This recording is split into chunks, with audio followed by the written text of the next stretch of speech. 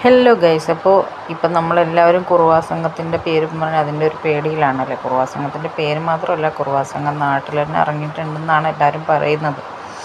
അപ്പോൾ അതെന്തോ ആയിക്കോട്ടെ, കുറുവാ സംഘം. അപ്പോൾ ഇതുപോലെ ഒരു ഫർദ ഇട്ടിട്ട് ഒരാണുങ്ങൾ ഇന്ന് നമ്മുടെ കുമ്പള, അതായത് ബസ് സ്റ്റോപ്പിൽ ഇരുന്നിട്ടുണ്ടായിരുന്നു. അത് പെണ്ണുങ്ങളുടെ അടുത്താണ് വന്നിരുന്നത്. അപ്പം ഇത് കുറുവാ സംഘത്തിൽ പെട്ടതാണോ എന്നൊന്നും അറിയത്തില്ല.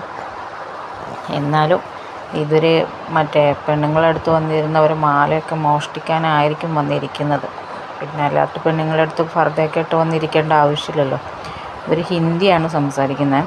അപ്പോൾ സംശയം തോന്നിയിട്ട് നാട്ടുകാരൊക്കെ പിടിച്ച് കൂട്ടിയിട്ട് ഫർദയൊക്കെ അയച്ച് നോക്കുമ്പോൾ ഇതാണാണ്.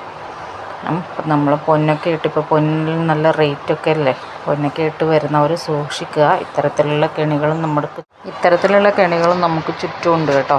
അതുകൊണ്ട് എല്ലാവരും ശ്രദ്ധിക്കുക, സൂക്ഷിക്കുക. നന്നായി പുറത്തിറങ്ങുമ്പോഴൊക്കെ 4 സൈഡും നമ്മുടെ കണ്ണുകൾ ചലിച്ചുകൊണ്ടിരിക്കണം. അതാണ് നമുക്ക് പറയാനുള്ളത്. ഫുള്ള് കള്ളന്മാരുടെ ഒരു ഏരിയയായി തന്നെ മാറിയിട്ടുണ്ട് നമ്മളെ നാടെന്ന് പറയുന്നത്. അപ്പോൾ അത്രയേ ഉള്ളൂ. എല്ലാവരും സൂക്ഷിക്കുക. സൂക്ഷിച്ചാൽ ദുഃഖിക്കേണ്ട എന്നല്ലേ.